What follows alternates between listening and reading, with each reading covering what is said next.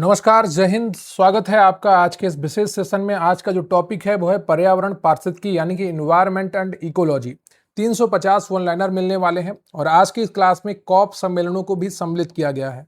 Topic wise पूरा syllabus complete कराया गया है, तो कंप्लीट क्लास होने वाली है। बस वीडियो को अंत तक देखिएगा, जरा सा भी डिस्टर्ब होने की आवश्यकता नहीं है, क्योंकि बहुत ही बेहतरीन कंटेंट बहुत ही कम समय में हम आपको उपलब्ध करवाने वाले हैं। एग्जाम में प्रश्न हूबहू जैसे पूछे जाते हैं, जहां से पूछे जाते हैं, वही कंटेंट आज की इस क्लास में हम आपको देने वाले हैं।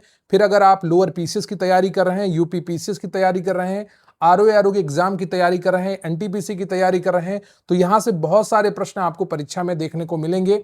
तो वीडियो को लाइक कर लीजिएगा, चैनल पर नए हैं चैनल को सब्सक्राइब कर लीजिएगा, क्योंकि प्रश्न यहीं से आएगा। आप पढ़ते रहेंगे आप मेरे साथ तो आपको यकीन आएगा। रही बात आज के इस सेशन की पीडीएफ की, तो स्क्रीन पर आपको व्हाट्सएप नंबर दिख रहा होगा, जहां आप हमें मैसेज करके हमारे साथ जुड़ सकते हैं और बेहतरीन कंटेंट हम आपको उपलब्ध कराएंगे। पीवाईक्यूज फॉर्म में, एमसीक्यूज फॉर्म में, quick revision theory notes form में, और इसके अलावा हम आपको वन लाइनर्स तो उपलब्ध करवाते ही हैं, जिससे आपकी तैयारी और रिवीजन दोनों बहुत ही आसान हो जाता है। तो जुड़ने के लिए आपको ज़्यादा कुछ खास नहीं करना है, बस स्क्रीन पर दिख रहा है व्हाट्सएप नंबर पर मैसेज करना है और वहां पर अपने एग्जाम का नाम लिखना है और हम आपको पूरा कंटेंट विधिवत उपलब्ध कराएंगे। तो चलिए शुरू करते हैं आज का ये बेहतरीन सेशन। तो अभी हम पर्यावरण और पारिस्थितिकी एनवायरनमेंट एंड इकोलॉजी कंप्लीट करने वाले हैं। तो इस टॉपिक को बहुत ही अच्छे तरीके से आपको तैयार करना है, तो इस क्लास को अंत तक जरूर देखिएगा।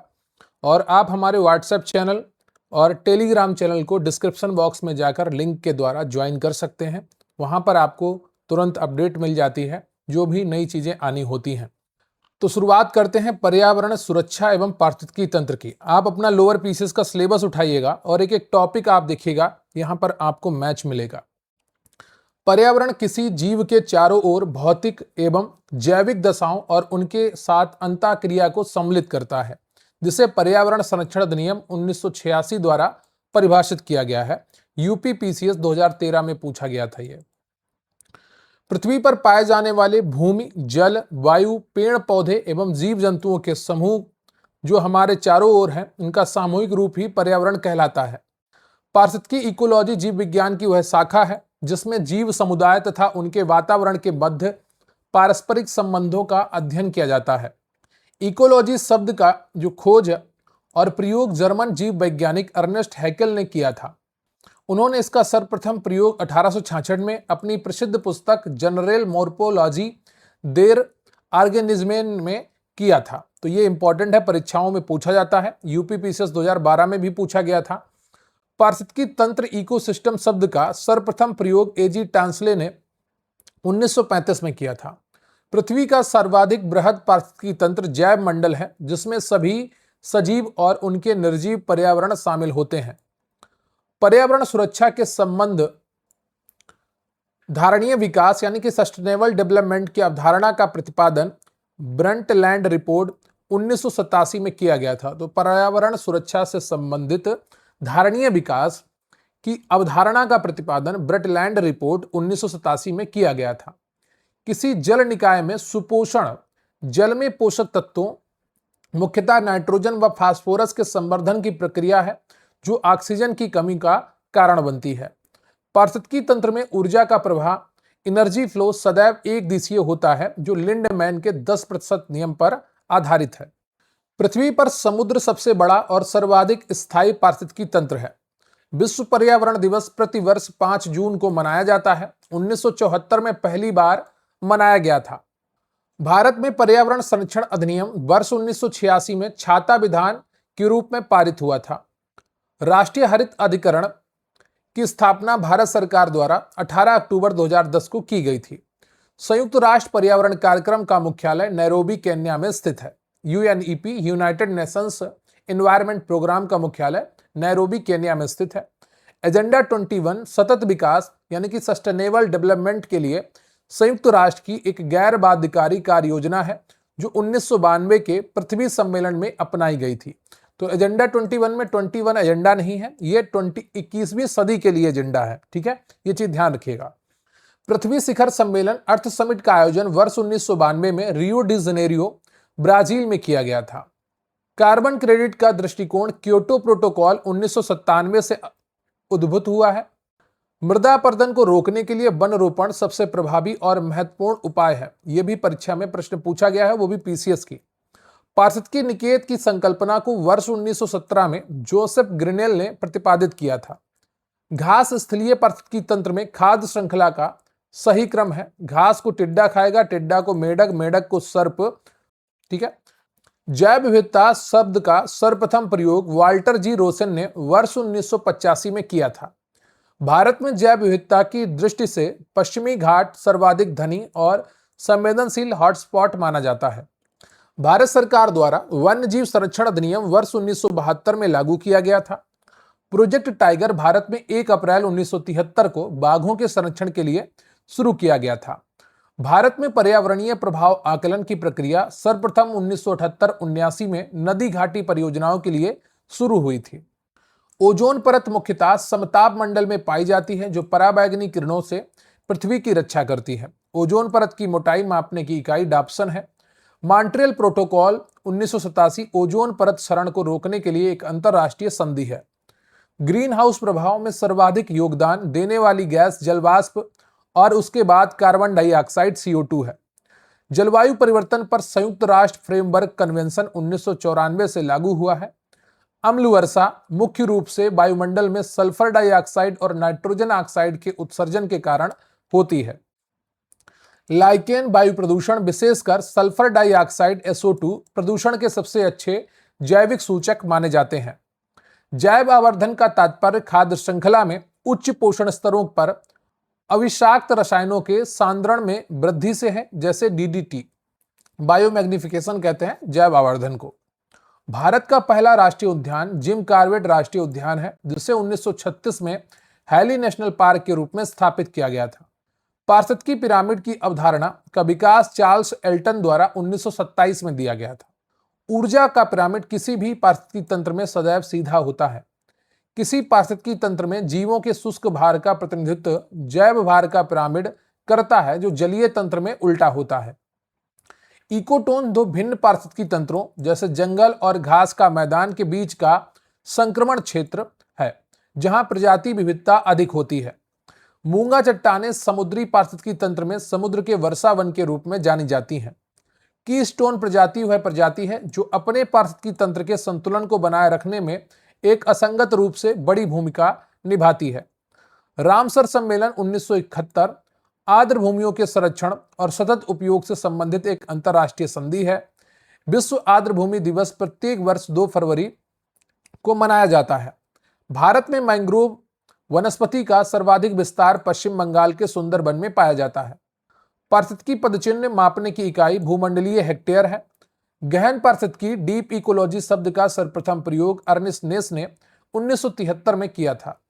जैव मंडल रिजर्व कार्यक्रम यूनेस्को द्वारा 1971 में शुरू किया गया था। नीलगिरी भारत का प्रथम जैव मंडल आरक्षित क्षेत्र है, जिसे 1986 में स्थापित किया गया था।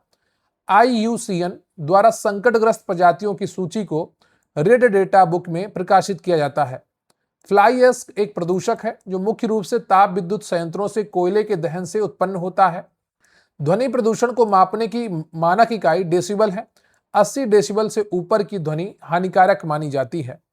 BOD यानी कि बायोकेमिकल ऑक्सीजन डिमांड जल में कार्बनिक प्रदूषण को मापने का एक मानक मापदंड है। जल प्रदूषण निवारण और नियंत्रण अधिनियम भारत में वर्ष 1974 में लागू किया गया। भारत में वायु प्रदूषण निवारण और नियंत्रण अधिनियम वर्ष 1981 में पारित किया गया था।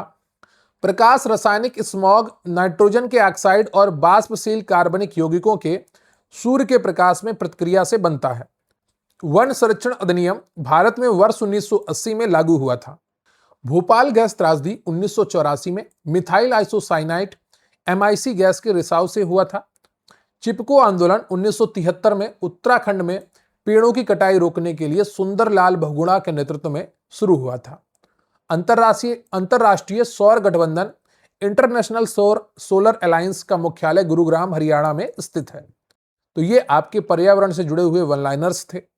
एक टॉपिक आपका कंप्लीट होता है। अब हम दूसरे टॉपिक की तरफ बढ़ेंगे, जो है आपका वन्य जीव संरक्षण और जैव विविधता। जब आप सिलेबस उठाकर अपना देखेंगे, बिल्कुल सेम आपको टॉपिक मिलने वाले हैं। तो हम आपका सिलेबस कंप्लीट करा रहे हैं। जैव विविधता शब्द का सर्वप्रथम प्रयोग वाल्टर जी रोसेन ने 1985 में किया था। जैव विविधता हॉटस्पॉट की अवधारणा 1988 में नॉर्मन मायर्स द्वारा दी गई थी। विश्व में कुल 36 जैव विविधता हॉटस्पॉट्स हैं, जिनमें से 4 भारत में स्थित हैं। भारत के 4 हॉटस्पॉट क्षेत्र हैं: पश्चिमी घाट, हिमालय, इंडो बर्मा क्षेत्र और सुडालैंड। पश्चिमी घाट भारत में सर्वाधिक जैव विविधता वाला क्षेत्र है। शांत घाटी केरल में स्थित है, जो अपनी समृद्ध जैव विविधता के लिए प्रसिद्ध है। जैव विविधता दिवस प्रतिवर्ष 22 मई को मनाया जाता है। वन्य जीव संरक्षण अधिनियम भारत में 1972 में लागू किया गया था। प्रोजेक्ट टाइगर की शुरुआत भारत में 1 अप्रैल 1973 को की गई थी। जिम कॉर्बेट राष्ट्रीय उद्यान भारत का प्रथम राष्ट्रीय उद्यान है, जिसे 1936 में हैली नेशनल पार्क के रूप में स्थापित किया गया था। प्रोजेक्ट एलिफेंट को 1992 में केंद्र प्रायोजित योजना के रूप में शुरू किया गया था। भारत में सर्वाधिक बाघों की संख्या मध्य प्रदेश में है। इसे टाइगर स्टेट भी कहा जाता है। गिद्ध संरक्षण परियोजना 2006 में शुरू की गई थी, जो गिद्धों की मृत्यु का मुख्य कारण डाइक्लोफेनेक दवा है। तो गिद्धों की मृत्यु का मुख्य कारण उस समय डाइक्लोफेनेक दवा थी, जो बाद में बैन कर दी गई। डॉल्फिन को 2009 में भारत का राष्ट्रीय जलीय जीव घोषित किया गया, national aquatic animal. Project snow leopard की शुरुआत 2009 में हिमालयी क्षेत्रों में हिम तेंदुओं के संरक्षण के लिए की गई। हांगुल डियर केवल जम्मू कश्मीर के दाचीगाम राष्ट्रीय उद्यान में पाया जाता है। गिर राष्ट्रीय उद्यान गुजरात में स्थित है, जो एशियाई शेरों के लिए विश्व प्रसिद्ध है। काजीरंगा राष्ट्रीय उद्यान असम में स्थित है और यह एक सींग वाले गैंडे के लिए जाना जाता है। सुंदरबन राष्ट्रीय उद्यान पश्चिम बंगाल में रॉयल बंगाल टाइगर के लिए प्रसिद्ध है। नंदा देवी बायोस्फीयर रिजर्व उत्तराखंड में स्थित है, जिसे 1988 में स्थापित किया गया था। नीलगिरी बायोस्फीयर रिजर्व भारत का पहला जीवमंडल आरक्षित क्षेत्र है, जिसे 1986 में स्थापित किया गया था। मन्नार की खाड़ी बायोस्फीयर रिजर्व तमिलनाडु में समुद्री जैव विविधता के लिए प्रसिद्ध है। केवलादेव घना पक्षी विहार राजस्थान के भरतपुर में स्थित है, जो साइबेरियन क्रेन के लिए प्रसिद्ध है। Red data book IUCN international union for conservation of nature द्वारा जारी की जाती है, जिसमें संकटग्रस्त प्रजातियों की सूची होती है। IUCN का मुख्यालय ग्लैंड स्विट्जरलैंड में स्थित है। WWF world wide fund for nature का प्रतीक चिन्ह जायंट पांडा है। स्वस्थानीय संरक्षण के अंतर्गत राष्ट्रीय उद्यान, वन्यजीव अभ्यारण्य और बायोस्फीयर रिजर्व आते हैं। बाह्य स्थानीय संरक्षण के उदाहरण चिड़ियाघर, वनस्पति उद्यान, जीन बैंक और सीड बैंक है। CITES साइट्स वन्य जीवों और वनस्पतियों की लुप्तप्राय प्रजातियों के अंतरराष्ट्रीय व्यापार पर एक समझौता है, जो 1975 में लागू हुआ। प्रोजेक्ट एलिफेंट की शुरुआत भारत सरकार द्वारा वर्ष 1992 में की गई थी। गिद्धों की मृत्यु का मुख्य कारण पशुओं को दी जाने वाली डिक्लोफेनेक नामक दर्द निवारक दवा है। इकोमार्क पर्यावरण के अनुकूल उपभोक्ता उत्पादों को दिया जाने वाला भारतीय प्रमाणन चिन्ह है। सर्वाधिक जैव विविधता उष्णकटिबंधीय वर्षा वनों में पाई जाती है। भारत के 2 स्थल मॉन्ट्रेक्स रिकॉर्ड में शामिल हैं, एक तो केवलादेव राष्ट्रीय उद्यान और लोकटक झील। लोकटक झील मणिपुर में स्थित है और यह दुनिया की एकमात्र तैरते हुए राष्ट्रीय उद्यान केवबुल लामजाओ के लिए प्रसिद्ध है। बहुत बार परीक्षाओं में यह पूछा गया है, अभी लेखपाल की परीक्षा में भी पूछा गया था, तो याद रखिएगा। प्रवाल भित्तियों को समुद्र के वर्षावन कहा जाता है। भारत में प्रवाल भित्तियां मुख्य रूप से मन्नार की खाड़ी, अंडमान निकोबार, लक्षद्वीप और कच्छ की खाड़ी में पाई जाती हैं। ग्रेट बैरियर रीफ ऑस्ट्रेलिया के पूर्वी तट पर विश्व की सबसे बड़ी प्रवाल भित्ति प्रणाली है। प्रवाल विरंजन समुद्र के तापमान में वृद्धि और प्रदूषण के कारण प्रवालों का रंग सफेद होने की प्रक्रिया है। जैविक विविधता अधिनियम भारत में 2002 में पारित किया गया था। राष्ट्रीय जैव विविधता प्राधिकरण का मुख्यालय चेन्नई में है। कार्टाजेना प्रोटोकॉल जैव सुरक्षा से संबंधित है, जिसे 2000 में अपनाया गया था। नागोया प्रोटोकॉल आनुवांशिक संसाधनों तक पहुंच और लाभ साझाकरण से संबंधित है। कछुआ संरक्षण परियोजना 1975 में ओडिशा के भीतरकनिका में शुरू की गई थी। गैंडा संरक्षण परियोजना 1987 में असम और पश्चिम बंगाल में शुरू की गई थी। पारिस्थितिकी शब्द का प्रयोग 1866 में अर्नेस्ट हेकल ने किया था। तितली राज्य के रूप में महाराष्ट्र ने ब्लू मॉर्मन को घोषित किया था।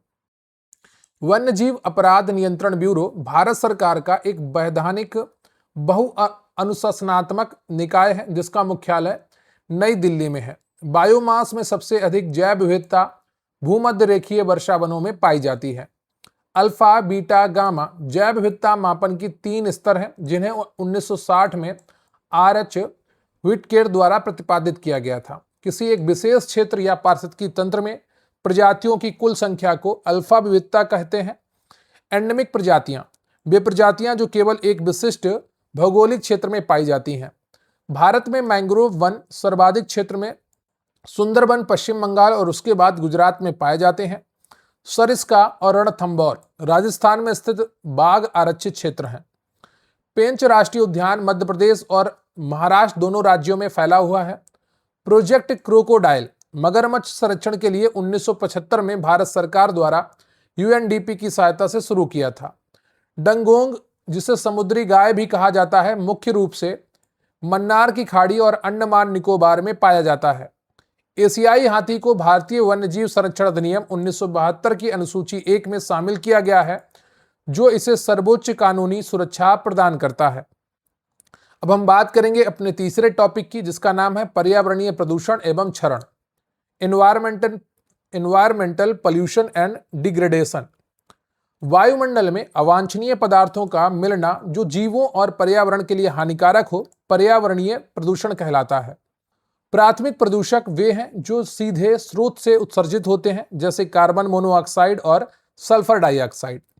द्वितीयक प्रदूषक प्राथमिक प्रदूषकों की आपसी प्रतिक्रिया से बनते हैं जैसे ओजोन, O3 और स्मॉग। सल्फर डाइऑक्साइड SO2 और नाइट्रोजन के ऑक्साइड NOx के कारण अम्ल वर्षा होती है जिसका pH मान 5.6 से कम होता है। कार्बन मोनोऑक्साइड मानव रक्त के हीमोग्लोबिन के साथ मिलकर कार्बोक्सी हीमोग्लोबिन बनाता है जिससे ऑक्सीजन परिवहन बाधित होता है। फ्लाई ऐश मुख्य रूप से कोयला आधारित ताप विद्युत संयंत्रों से उत्सर्जित होने वाला एक प्रमुख प्रदूषक है। पार्टिकुलेट मैटर PM2.5 और PM10 सूक्ष्म कण होते हैं जो श्वसन तंत्र में गहराई तक प्रवेश कर गंभीर बीमारियां पैदा करते हैं। ओजोन परत के क्षरण के लिए मुख्य रूप से क्लोरोफ्लोरोकार्बन CFCs जिम्मेदार होते हैं जो रेफ्रिजरेटर और AC से निकलते हैं। ग्रीन हाउस प्रभाव के लिए सबसे अधिक उत्तरदायी गैस कार्बन डाइऑक्साइड CO2 है। बायोमैग्निफिकेशन वह प्रक्रिया है जिसमें खाद्य श्रृंखला फूड चैन के उच्च स्तरों पर विषाक्त पदार्थों जैसे DDT की सांद्रता बढ़ती जाती है। जल में जैविक ऑक्सीजन मांग BOD बायोलॉजिकल ऑक्सीजन डिमांड का अधिक होना जल प्रदूषण के उच्च स्तर को दर्शाता है। नाइट्रेट युक्त जल पीने से बच्चों में ब्लू बेबी सिंड्रोम नामक घातक बीमारी हो जाती है। जल में पारा के प्रदूषण से मिनामाता रोग होता है जो तंत्रिका तंत्र को प्रभावित करता है। कैडमियम के प्रदूषण से मानव शरीर में इटाई रोग होता है जिससे हड्डियां कमजोर हो जाती हैं। आर्सेनिक द्वारा जल प्रदूषण से ब्लैक फुट रोग होता है जो मुख्य रूप से पश्चिम बंगाल और गंगा के मैदानी इलाकों में देखा जाता है। पीने के पानी में फ्लोराइड की अधिकता से बीमारी होती है जो दांतों और हड्डियों को नुकसान पहुंचाती है। तो कौन सी बीमारी होती है? फ्लोरोसिस होती है। पीने के पानी में फ्लोराइड की अधिकता से फ्लोरोसिस नामक बीमारी होती है जो दांतों और हड्डियों को नुकसान पहुंचाती है। झीलों और तालाबों में पोषक तत्वों विशेषकर फास्फोरस और नाइट्रोजन की अधिकता से होने वाले प्रक्रिया को सुपोषण कहते हैं। ई कचरे में मौजूद सीसा बच्चों के मस्तिष्क विकास को गंभीर रूप से बाधित करता है। स्मॉग शब्द स्मोक धुआं और फाग कोहरा से मिलकर बना है जो सर्दियों में दृश्यता को कम करता है। वर्तमान में वर्ष 2026 तक भारत में कुल 100 रामसर स्थल हैं। भारत एशिया में सबसे अधिक रामसर स्थलों वाला देश है। अगला है ध्वनि प्रदूषण को डेसिबल में मापा जाता है। 80 डेसिबल से अधिक ध्वनि मानव स्वास्थ्य के लिए हानिकारक है। रेडियोधर्मी प्रदूषण से उत्सर्जित किरणें जैसे गामा किरणें मानव शरीर में आनुवांशिक उत्परिवर्तन का कारण बनती हैं। मृदा क्षरण का मुख्य कारण वनों की कटाई, अत्यधिक चराई और अवैज्ञानिक कृषि पद्धतियां हैं। खेतों में अंधाधुंध रासायनिक उर्वरकों के प्रयोग से मृदा की क्षारीयता एवं लवणीयता बढ़ रही है। प्लास्टिक कचरा जो समुद्रों में पहुंचता है समुद्री जीवों के लिए घातक माइक्रोप्लास्टिक में टूट जाता है। वाहनों से निकलने वाले धुंध में मौजूद सीसा केंद्रीय तंत्रिका तंत्र को नुकसान पहुंचाता है। BOD का परीक्षण पानी में मौजूद बायोडिग्रेडेबल कार्बनिक पदार्थों की मात्रा को मापने के लिए 5 दिनों के लिए 20 डिग्री सेल्सियस पर किया जाता है। सीओडी यानी कि केमिकल ऑक्सीजन डिमांड, जल में मौजूद बायोडिग्रेडेबल और नॉन बायोडिग्रेडेबल दोनों प्रकार के कार्बनिक पदार्थों को मापने की एक विधि है। लाइकेन वायु प्रदूषण, विशेषकर SO2 प्रदूषण के सबसे अच्छे प्राकृतिक संकेतक माने जाते हैं। ओजोन समताप मंडल में लाभदायक है, लेकिन क्षोभ मंडल में यह एक खतरनाक प्रदूषक है। भारत में वायु प्रदूषण की रोकथाम और नियंत्रण के लिए वायु प्रदूषण निवारण एवं नियंत्रण अधिनियम 1981 में पारित किया गया। 99वां रामसर स्थल शेखा झील पक्षी अभ्यारण्य, अलीगढ़ जिला, उत्तर प्रदेश, अप्रैल 2026 में घोषित हुआ। पर्यावरण संरक्षण अधिनियम 1986 में भोपाल गैस त्रासदी 1984 के बाद लागू किया गया और इसे छाता विधान भी कहते हैं। राष्ट्रीय हरित अधिकरण NGT की स्थापना 2010 में पर्यावरण संबंधी मामलों के त्वरित निपटारे के लिए की गई थी। केंद्रीय प्रदूषण नियंत्रण बोर्ड CPCB भारत में जल और वायु गुणवत्ता की निगरानी करने वाली सर्वोच्च वैधानिक संस्था है।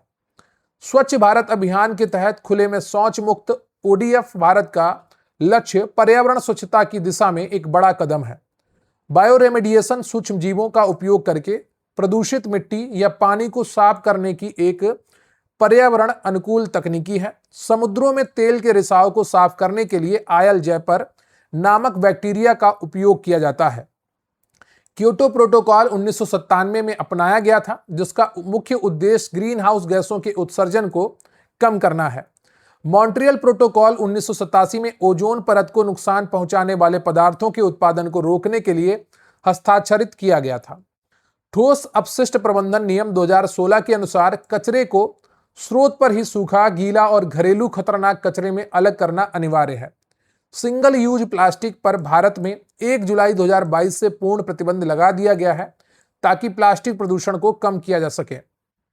राष्ट्रीय स्वच्छ वायु कार्यक्रम NCAP 2019 में शुरू किया गया, जिसका लक्ष्य 2024 तक पार्टिकुलेट मैटर को 20 से 30% तक कम करना था। अब इसे 2026 तक बढ़ा दिया गया है। कृषि में पराली जलाना उत्तर भारत में सर्दियों के दौरान वायु प्रदूषण का एक प्रमुख कारण है। कार्बन फुटप्रिंट किसी व्यक्ति का या संगठन द्वारा उत्सर्जित कुल ग्रीन हाउस गैसों की मात्रा को दर्शाता है। अम्लीय खान जल निकासी खनन क्षेत्रों में होने वाला एक प्रमुख जल प्रदूषण है, जो जलीय जीवन को नष्ट कर देता है। तो एसिड माइन ड्रेनेज जो है वो खनन क्षेत्रों में होने वाला एक प्रमुख जल प्रदूषण है, जो जलीय जीवन को नष्ट कर देता है। ग्लोबल वार्मिंग के कारण ग्लेशियर पिघल रहे हैं, जिससे समुद्र के जल स्तर में वृद्धि हो रही है। शहरी उष्माद्वीप प्रभाव के कारण शहरों का तापमान उनके आसपास के ग्रामीण क्षेत्रों की तुलना में अधिक हो जाता है। अस्पताल से निकलने वाले बायोमेडिकल वेस्ट का निपटान मुख्य रूप से भस्मीकरण तकनीकी द्वारा किया जाता है। पेरोक्सीएसेटाइल नाइट्रेट फोटोकेमिकल स्मॉग का एक प्रमुख घटक है, जो आंखों में गंभीर जलन पैदा करता है। गंगा एक्शन प्लान भारत में नदी प्रदूषण को कम करने के लिए 1985 में शुरू की गई पहली प्रमुख नदी सफाई परियोजना थी। नमामि गंगे योजना 2014 में गंगा नदी के प्रदूषण को रोकने और उसके कायाकल्प के लिए शुरू की गई। उद्योगों से निकलने वाले थर्मल प्रदूषण से नदियों के पानी का तापमान बढ़ जाता है, जिससे पानी में घुलित ऑक्सीजन कम हो जाती है। पॉलीक्लोरीनेटेड वायु फिनाइल्स बिजली के ट्रांसफार्मरों में इस्तेमाल होने वाले जहरीले रसायन हैं, जो पर्यावरण में लंबे समय तक बने रहते हैं। रेड टाइड की अगर बात करें तो तटीय समुद्री जल में हानिकारक शैवाल की अत्यधिक वृद्धि के कारण होता है, जो समुद्री जीवों के लिए विषैला होता है। साइलेंट स्प्रिंग 1962 में रेचले कार्सन द्वारा लिखी गई एक प्रसिद्ध पुस्तक है, जिसने कीटनाशकों विशेषकर DDT के खतरों को उजागर किया था। BS मानक वाहनों से होने वाले वायु प्रदूषण को नियंत्रित करने के लिए भारत सरकार द्वारा स्थापित उत्सर्जन मानक है। पराबैंगनी विकिरण UV रेडिएशन से मानव शरीर में त्वचा कैंसर और मोतियाबिंद जैसी गंभीर बीमारियां होती हैं। तो 3 टॉपिक आपके कंप्लीट हो गए। अब बात करेंगे चौथे टॉपिक की, जिसका नाम है पर्यावरणीय संघात आकलन, एनवायरमेंटल इंपैक्ट असेसमेंट। पर्यावरणीय संघात आकलन EIA किसी प्रस्तावित परियोजना के पर्यावरण पर पड़ने वाले प्रभावों का मूल्यांकन करने की एक व्यवस्थित प्रक्रिया है। विश्व में सबसे पहले EIA की शुरुआत 1969 में अमेरिका के राष्ट्रीय पर्यावरण नीति अधिनियम नेपा के तहत हुई थी। भारत में EIA की शुरुआत 1978-79 में नदी घाटी परियोजनाओं के मूल्यांकन के साथ हुई थी। भारत में EIA को पर्यावरण संरक्षण अधिनियम 1986 के तहत वैधानिक समर्थन प्राप्त है। भारत सरकार के पर्यावरण एवं वन मंत्रालय द्वारा पहली EIA अधिसूचना 27 जनवरी 1994 को जारी की गई थी। वर्तमान में भारत में EIA अधिसूचना 2006 लागू है, जिसने 1994 की अधिसूचना का स्थान लिया है। EIA 2006 के तहत विकास परियोजनाओं को उनकी क्षमता के आधार पर श्रेणी ए और श्रेणी बी में विभाजित किया गया है। श्रेणी ए की परियोजनाओं के लिए पर्यावरणीय मंजूरी केंद्र सरकार द्वारा दी जाती है और श्रेणी बी की परियोजनाओं को राज्य पर्यावरण प्रभाव आकलन प्राधिकरण द्वारा मंजूरी दी जाती है। श्रेणी बी को B1 और B2 में विभाजित किया गया है। श्रेणी B2 परियोजनाओं के लिए EIA रिपोर्ट और जन सुनवाई आवश्यक नहीं है। श्रेणी B1 के लिए यह है। EIA प्रक्रिया का पहला चरण स्क्रीनिंग है, जिसमें तय किया जाता है कि परियोजना को EIA की आवश्यकता है या नहीं। स्कोपिंग EIA का वह चरण है जिसमें परियोजना के संभावित प्रभावों और अध्ययन के दायरे का निर्धारण किया जाता है। EIA रिपोर्ट तैयार करने के लिए आधारभूत डेटा संग्रह अनिवार्य है, जो पूर्व परियोजना स्थिति को दर्शाता है। जन परामर्श पब्लिक कंसल्टेशन पर्यावरणीय संघात आकलन यानी कि EIA 2006 अधिसूचना का एक महत्वपूर्ण हिस्सा है, जिससे स्थानीय लोग अपनी चिंताओं को रख सकते हैं। ड्राफ्ट EIA अधिसूचना 2020 में जन सुनवाई के लिए नोटिस की अवधि को 30 दिन से घटाकर 20 दिन करने का प्रस्ताव था। ड्राफ्ट EIA 2020 में कार्य पश्चात मंजूरी पोस्ट फैक्टो क्लियरेंस का विवादास्पद प्रावधान पेश किया गया था। राष्ट्रीय स्तर पर श्रेणी ए की परियोजनाओं का मूल्यांकन विशेषज्ञ मूल्यांकन समिति EAC द्वारा किया जाता है। Kyoto protocol 1997 green house gas उत्सर्जन को कम करने के लिए एक वैश्विक समझौता है। EIA रिपोर्ट में पर्यावरण प्रबंधन योजना शामिल होती है, जो नकारात्मक प्रभावों को कम करने के उपाय बताती है। पर्यावरणीय मंजूरी से संबंधित विवादों की अपील राष्ट्रीय हरित अधिकरण में की जाती है। त्वरित EIA में पर्यावरण मंजूरी को तेज करने के लिए केवल एक मौसम मानसून को छोड़कर का डेटा एकत्र किया जाता है। व्यापक EIA के लिए पूरे एक वर्ष मानसून को छोड़कर तीनों मौसमों का आधारभूत डेटा एकत्र करना आवश्यक होता है। EIA पद्धतियों में लियोपोल्ड्स मैट्रिक्स सबसे प्रसिद्ध है, जो गतिविधियों और पर्यावरणीय प्रभावों के बीच संबंध दर्शाता है। रणनीतिक पर्यावरण आकलन स्ट्रेटेजिक एनवायरमेंटल असेसमेंट परियोजनाओं के बजाय नीतियों और योजनाओं पर लागू होता है। यदि कोई परियोजना राष्ट्रीय उद्यानों या अभयारण्यों के 10 किलोमीटर के भीतर है तो उसे NBWL की मंजूरी चाहिए। पर्यावरण संबंधी मंजूरियों के लिए सरकार द्वारा परिवेश पोर्टल लॉन्च किया गया है, जो एकल खिड़की प्रणाली है। सामाजिक प्रभाव आकलन अक्सर भूमि अधिग्रहण अधिनियम LARR 2013 के तहत EIA के साथ किया जाता है। किसी उत्पाद के पूरे जीवन काल के पर्यावरणीय प्रभावों का विश्लेषण जीवन चक्र आकलन कहलाता है। संचयी प्रभाव आकलन किसी क्षेत्र में कई परियोजनाओं के संयुक्त पर्यावरणीय प्रभावों का मूल्यांकन करता है। परियोजनाओं के लिए जन सुनवाई आयोजित करने की मुख्य जिम्मेदारी राज्य प्रदूषण नियंत्रण बोर्ड SPCB की होती है। पर्यावरण मंजूरी के लिए आवेदन मुख्य रूप से प्रपत्र 1 और प्रपत्र 1A माध्यम से जमा किया जाता है। वहनीय क्षमता अध्ययन यह निर्धारित करता है कि पर्यावरण बिना क्षरण के अधिकतम कितना प्रदूषण सह सकता है। इंपॉर्टेंट है, याद रखिएगा। ये वहनीय क्षमता यानी कि कैरिंग कैपेसिटी अध्ययन यह निर्धारित करता है कि पर्यावरण बिना क्षरण के अधिकतम कितना प्रदूषण सह सकता है। EIA रिपोर्ट का मसौदा जन सुनवाई से पहले सार्वजनिक डोमेन में उपलब्ध कराया जाना वैधानिक रूप से अनिवार्य है। दीपक कुमार बनाम हरियाणा राज्य 2012 मामले के बाद लघु खनिजों के खनन के लिए भी पर्यावरण मंजूरी अनिवार्य हो गई है। 20,000 वर्ग मीटर से अधिक निर्मित क्षेत्र वाली निर्माण परियोजनाओं के लिए पर्यावरण मंजूरी आवश्यक है। तटीय क्षेत्रों में विकास परियोजनाओं के लिए EIA के साथ तटीय विनिमय क्षेत्र CRZ मंजूरी भी प्राप्त करना आवश्यक होता है। EIA का मूल उद्देश्य सतत विकास को बढ़ावा देना और विकास को पर्यावरण के साथ संतुलित करना है। चेकलिस्ट विधि EIA की एक विधि है जिसमें परियोजनाओं के संभावित पर्यावरणीय प्रभावों की एक विस्तृत सूची होती है। नेटवर्क विधि प्रत्यक्ष और अप्रत्यक्ष पर्यावरणीय प्रभावों के बीच कारण प्रभाव संबंध स्थापित करती है। EIA मुख्य रूप से एहतियाती सिद्धांत पर आधारित है, जिसका अर्थ पर्यावरण को नुकसान से पहले रोकना है। EIA प्रदूषक भुगतान करे सिद्धांत को लागू करने में मदद करता है ताकि क्षतिपूर्ति प्रस्तावक करे।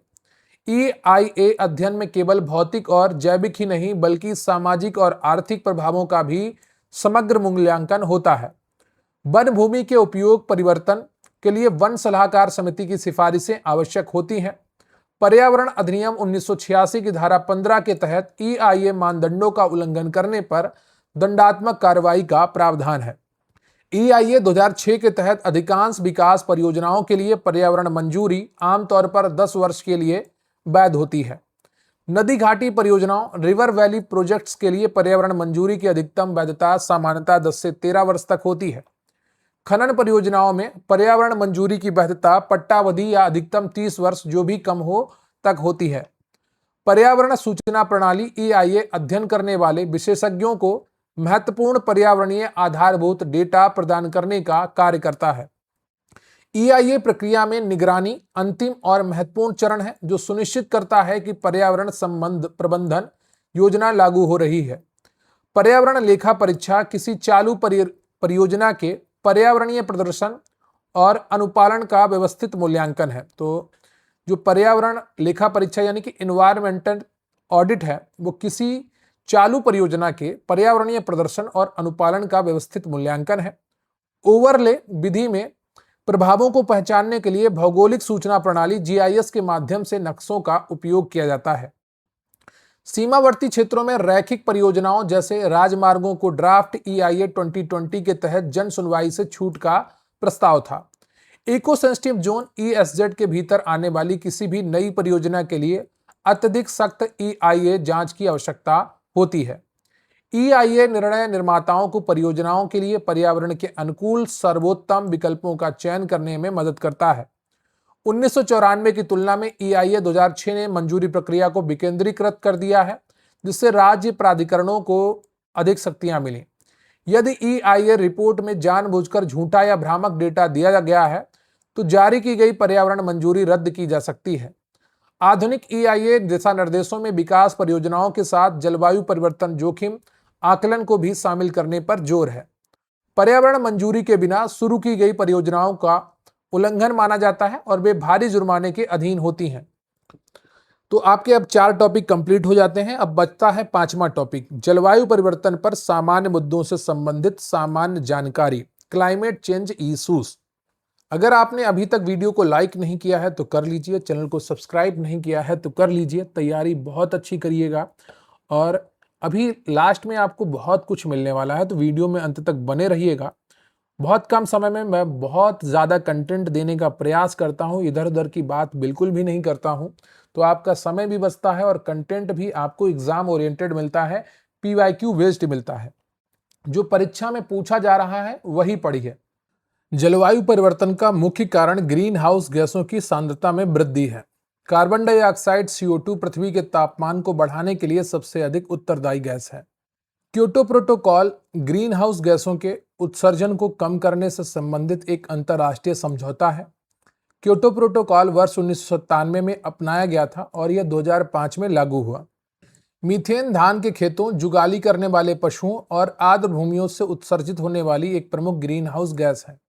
ओजोन परत में छिद्र का एक मुख्य कारण क्लोरोफ्लोरोकार्बन का अत्यधिक उपयोग है। पेरिस समझौता 2015 में हुआ था, जिसका लक्ष्य वैश्विक तापमान वृद्धि को 2 डिग्री सेल्सियस से नीचे आदर्श रूप से 1.5 डिग्री सेल्सियस रखना है।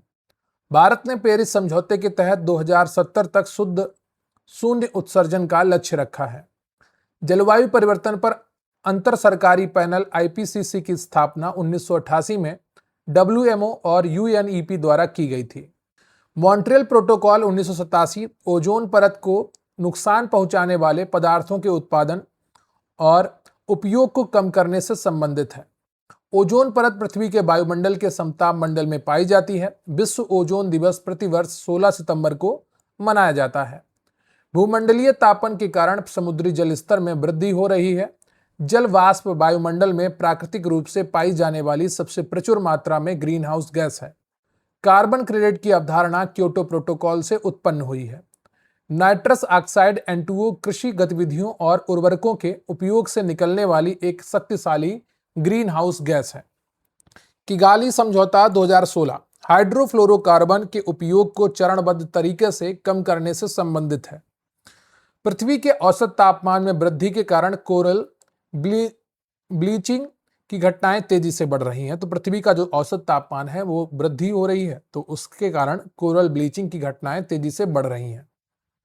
ब्लैक कार्बन या कालिख जीवाश्म ईंधन और बायोमास के अपूर्ण दहन से उत्पन्न होती है, जो बर्फ को पिघलाने में मदद करती है। कार्बन सिंक वे प्रणालियां हैं जो वायुमंडल से कार्बन डाइऑक्साइड को अवशोषित करती हैं, जैसे वन और महासागर।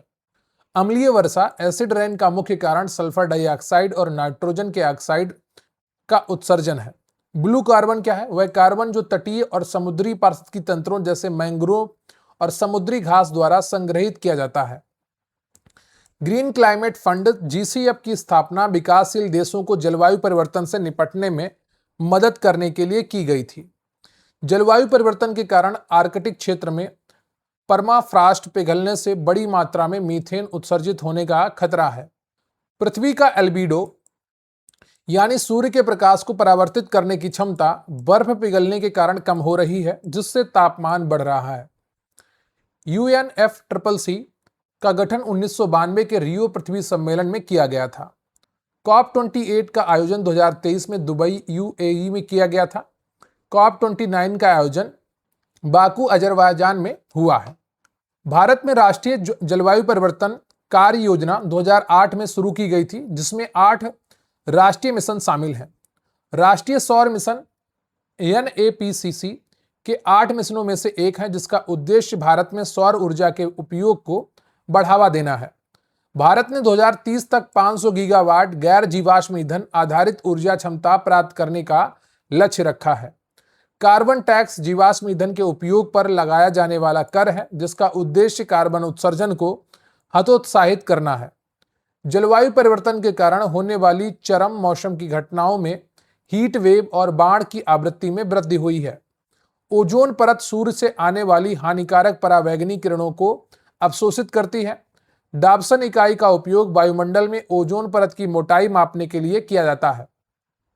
100वां रामसर स्थल जयप्रकाश नारायण पक्षी अभ्यारण्य सुरहाताल बलिया जिला उत्तर प्रदेश जून 2026 में घोषित हुआ था। अंतर्राष्ट्रीय सौर गठबंधन ISA का मुख्यालय गुरुग्राम में स्थित है, जिसे भारत और फ्रांस ने 2015 में शुरू किया था।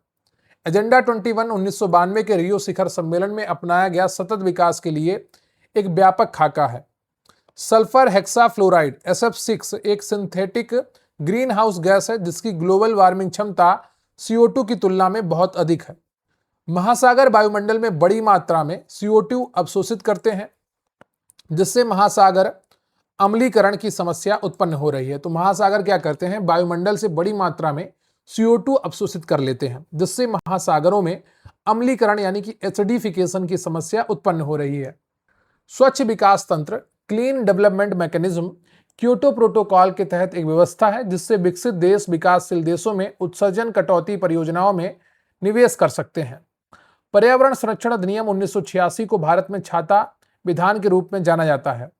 हरित जलवायु कोष का मुख्यालय सोगंड दक्षिण कोरिया में स्थित है। भारत का प्रथम राज्य जलवायु परिवर्तन कार्य योजना तैयार करने वाला राज्य दिल्ली था। 98वां रामसर स्थल छारी दांड आर्द्रभूमि कच्छ जिला गुजरात जनवरी 2026 में घोषित हुआ था। जलवायु न्याय यानी कि क्लाइमेट जस्टिस की अवधारणा मानती है कि जलवायु परिवर्तन के प्रभाव असमान रूप से गरीबों और कमजोर वर्गों पर अधिक पड़ते हैं। पृथ्वी आवर WWF द्वारा शुरू किया गया एक अभियान है, जिसमें लोग 1 घंटे के लिए गैर जरूरी लाइटें बंद कर देते हैं। ग्लोबल एनवायरनमेंट फैसिलिटी GEF की स्थापना 1991 में वैश्विक पर्यावरण समस्याओं से निपटने के लिए धन प्रदान करने के लिए की गई थी। कार्बन ऑफसेटिंग के तहत कोई संस्था या व्यक्ति अपना उत्सर्जन की भरपाई के लिए अन्य जगह उत्सर्जन कम करने वाली परियोजनाओं में निवेश करता है। लाइफ यानी कि लाइफ स्टाइल फॉर एनवायरनमेंट पहल भारत के प्रधानमंत्री द्वारा COP26 ग्लासगो में शुरू की गई एक वैश्विक जन आंदोलन है। ग्रीन हाउस गैसों में सबसे अधिक योगदान कार्बन डाइऑक्साइड CO2 का लगभग 76% है। इको मार्क योजना में भारत में पर्यावरण के अनुकूल उत्पादों को प्रमाणित करने के लिए 1991 में शुरू की गई थी। वायुमंडल में एरोसोल की वृद्धि पृथ्वी की सतह पर पहुंचने वाले सूर्य के प्रकाश को कम कर सकती है, जिसे ग्लोबल डिमिंग कहा जाता है। जलवायु स्मार्ट कृषि प्रणालियों को जलवायु परिवर्तन के अनुकूल बनाने और उत्सर्जन कम करने की एक रणनीति है। अंटार्कटिका के ऊपर ओजोन छिद्र की खोज 1985 में ब्रिटिश अंटार्कटिक सर्वेक्षण के वैज्ञानिकों द्वारा की गई थी। 97वां रामसर स्थल पटना पक्षी अभ्यारण्य एटा जिला उत्तर प्रदेश जनवरी 2026 में घोषित हुआ है। कार्बन अनुक्रमण वायुमंडल में कार्बन डाइऑक्साइड को हटाकर उसे लंबे समय तक संग्रहित करने की प्रक्रिया है। जैव ईंधन को जीवाश्म ईंधन के विकल्प के रूप में देखा जाता है क्योंकि वे अपेक्षाकृत कम ग्रीन हाउस गैस उत्सर्जित करते हैं। तो ये आपका वन लाइनर कंप्लीट होते हैं। अब हम कुछ PYQs के रूप में वन लाइनर्स को देखेंगे जो आपके हो सकता है रिपीटेड भी हो, एक बार आपका रिवीजन भी हो जाएगा और क्लास में अंत तक बने रहिएगा क्योंकि यहाँ पर आपको कॉप जितने भी सम्मेलन हुए हैं उनसे जुड़ी हुई सभी इंपॉर्टेंट जानकारी मैं वीडियो में अंत में लेकर आया हूँ, तो वीडियो को अंत तक जरूर देखिएगा। पर्यावरण एक अविभाज्य समष्टि है जिसकी रचना भौतिक, जैविक और सांस्कृतिक तत्वों वाले पारस्परिक क्रियाशील तंत्रों से होती है। पृथ्वी के चारों ओर गैसों के समूह को वायुमंडल कहा जाता है। वायु एक मिश्रण है जिसमें मुख्य रूप से नाइट्रोजन और ऑक्सीजन पाई जाती है। नोबल गैसों में से रेडान गैस वायुमंडल में नहीं पाई जाती है। वायुमंडल में सबसे अधिक मात्रा में नाइट्रोजन गैस है, लगभग 78%। सतत विकास के लिए जैविक विविधता का संरक्षण, प्रदूषण का निरोध एवं नियंत्रण तथा निर्धनता को घटाना आवश्यक है। वन्यजीव संरक्षण अधिनियम भारत में 1972 में पारित हुआ। एजेंडा 21 का संबंध सतत विकास से है। पर्यावरण संरक्षण अधिनियम भारत में 1986 में पारित हुआ और ये छाता विधान कहलाता है। इको मार्क उन भारतीय उत्पादों को दिया जाता है जो पर्यावरण के प्रति मैत्रीपूर्ण है। पर्यावरण के अनुकूल उपभोक्ता उत्पादों को चिन्हित करने के लिए सरकार ने इको मार्क योजना आरंभ की है। नगरीकरण एवं औद्योगिकीकरण, सतत विकास पर्यावरण और पारिस्थितिकी दोनों के लिए हानिकारक है। हरित विकास पुस्तक के लेखक WM एडम्स हैं। विश्व पर्यावरण दिवस 5 जून को मनाया जाता है। विश्व पर्यावरण दिवस प्रतिवर्ष रिपीटेड क्वेश्चन है। पृथ्वी का सर्वाधिक बृहद पारिस्थितिकी तंत्र जैव मंडल है। एक कृत्रिम पारिस्थितिक तंत्र का उदाहरण धान का खेत है। ये इंपॉर्टेंट है, याद रखिएगा। कृत्रिम पारिस्थितिकी तंत्र का उदाहरण क्या है? धान का खेत है। विश्व का सबसे बड़ा पारिस्थितिकी तंत्र समुद्र या महासागर है। पारिस्थितिकी तंत्र में ऊर्जा का प्रवाह हमेशा एक दिशीय होता है। खाद्य श्रृंखला में मानव प्राथमिक तथा द्वितीयक उपभोक्ता दोनों है। पारिस्थितिकी तंत्र में ऊर्जा का मुख्य स्रोत सौर ऊर्जा है। 10% का नियम लिंडमैन द्वारा दिया गया था जो ऊर्जा स्थानांतरण से संबंधित है। किसी भी पारिस्थितिकी तंत्र में अपघटक जैसे कवक और जीवाणु मृत कार्बनिक पदार्थों को अकार्बनिक पदार्थों में बदलते हैं। एक घास स्थलीय पारिस्थितिकी तंत्र के खाद्य श्रृंखला में सबसे उच्च स्तर के उपभोक्ता मांसाहारी होते हैं। मॉन्ट्रियल प्रोटोकॉल 1987 ओजोन परत के संरक्षण से संबंधित एक अंतरराष्ट्रीय संधि है। जैव भार का पिरामिड जलीय पारिस्थितिकी तंत्र में उल्टा होता है। सर्वाधिक स्थायी पारिस्थितिकी तंत्र महासागर का होता है। पारिस्थितिकी संक्रमण अवधारणा का सर्वप्रथम प्रयोग जॉन W बेनेट ने किया था। इकोटोन दो विभिन्न समुदायों के बीच का संक्रांति क्षेत्र कहलाता है। जैव विविधता शब्द का सबसे पहले प्रयोग वाल्टर G रोसन ने 1985 में किया था। सर्वाधिक जैव विविधता उष्णकटिबंधीय वर्षा वनों में पाई जाती है। भारत में जैव विविधता के तप्त स्थल हॉटस्पॉट पश्चिमी घाट और पूर्वी हिमालय है। भारत का सबसे छोटा राष्ट्रीय उद्यान साउथ बटन आइलैंड, अंडमान और निकोबार है।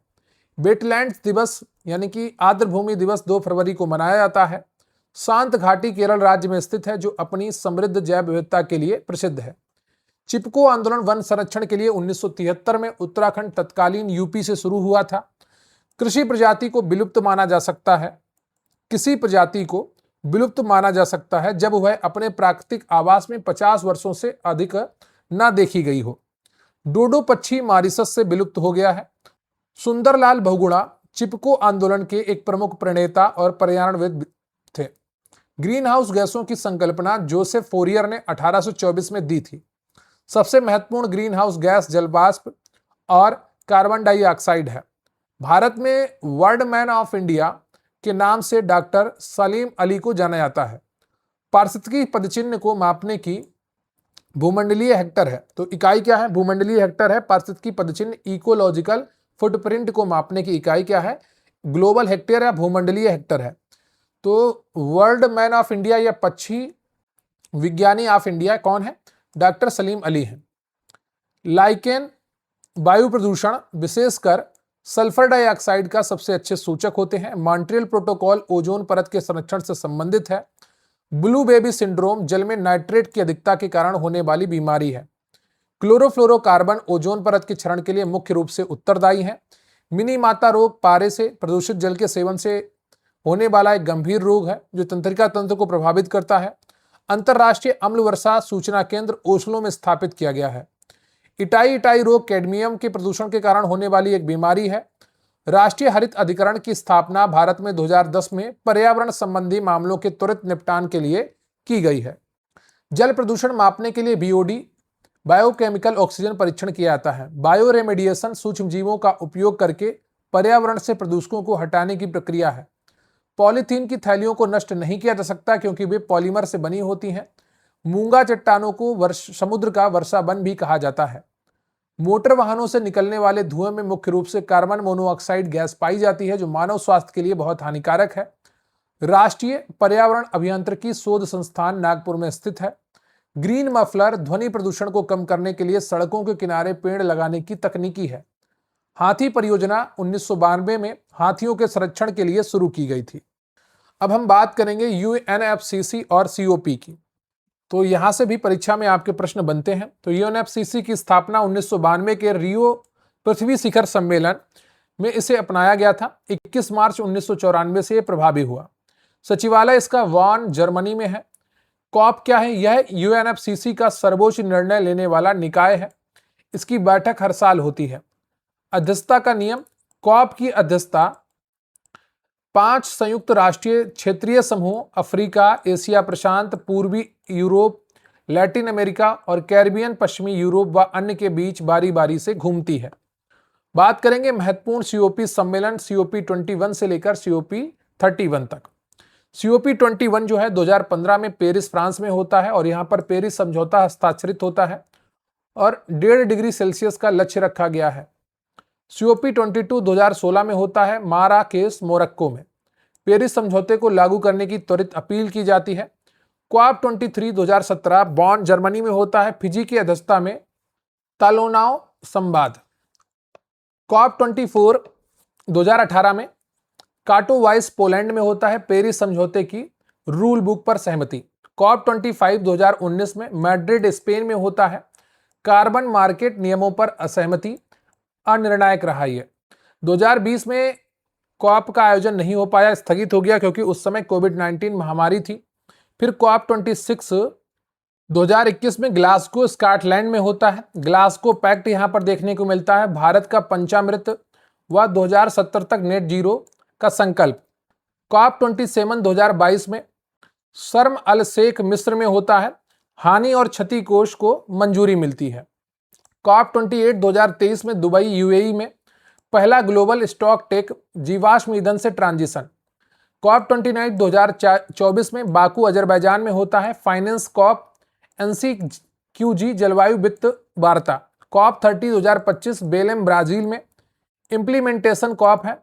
बेलेम पैकेज और फॉरेस्ट प्लेज की यहां पर बात होती है। क्वाप 31 2026 में होना है अंटालिया, तुर्की में। आगामी सम्मेलन है नवंबर 2026 में, यह प्रस्तावित है। क्वाप 30 2025 बेलम ब्राजील में। विशेष पहचान, इसे इम्प्लीमेंटेशन कॉप भी कहा जाता है। मुख्य परिणाम, पक्षकारों द्वारा बेलम पैकेज को अपनाया गया जिसमें जलवायु कार्रवाई की गति बढ़ाने के लिए 29 महत्वपूर्ण निर्णय शामिल थे। अन्य पहल, अमेजन और अन्य वनों के संरक्षण हेतु बेलम फॉरेस्ट प्लेस तथा ट्रॉपिकल फॉरेस्ट फॉरएवर फैसिलिटी को मंजूरी दी गई।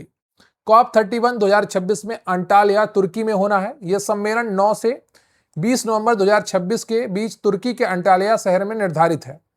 तुर्की और ऑस्ट्रेलिया की साझेदारी के तहत आयोजित इस सम्मेलन का मुख्य ध्यान दुबई और बेलम में जीवाश्म ईंधन से दूरी बनाने के वादों को वास्तविक कार्य योजना में बदलने पर केंद्रित है। तो आज का ये सेशन आपका कंप्लीट होता है। वीडियो को लाइक कर लीजिएगा, चैनल पर नए हैं चैनल को सब्सक्राइब कर लीजिएगा और अपने दोस्तों के साथ भी शेयर करिएगा। कमेंट करके हमें बताइएगा कि आज का ये सेशन आपको कैसा लगा। लगातार पढ़ाई करते रहिए, लगातार मेहनत करते रहिए। बहुत अच्छा कंटेंट आज आपको दिया गया है और साइंस एंड टेक का भी आपको कंटेंट पिछले वीडियो में दिया गया है। अगर उसको आपने नहीं देखा है तो ज़रूर उसको देख लीजिएगा। इस वीडियो को कंप्लीट करने के बाद यहाँ पर आई बटन पर आपको उसका मैं लिंक प्रोवाइड करवा दूंगा। देखिए, निरंतर रिवीजन करते रहिए। अगर आप कहेंगे तो मैं 2-3 और वन लाइनर के सेशन लेकर आऊँगा पर्यावरण के और साइंस एंड टेक के। कमेंट बॉक्स में बताइएगा। और एक प्लान चल रहा है कि आपको डेली 80 या 100 क्वेश्चन जीएस के करवाए जाएं। तो क्या आप उसके लिए तैयार हैं? कमेंट बॉक्स में बताइएगा।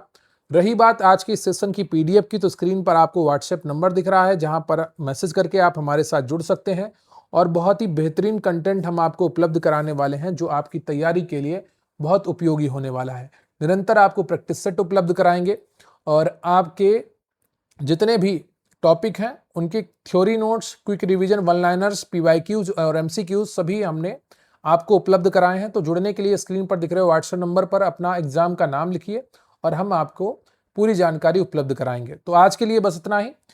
डिस्क्रिप्शन बॉक्स में आपको टेलीग्राम चैनल और व्हाट्सएप चैनल का लिंक मिल जाएगा, वहां से आप हमें ज्वाइन कर सकते हैं।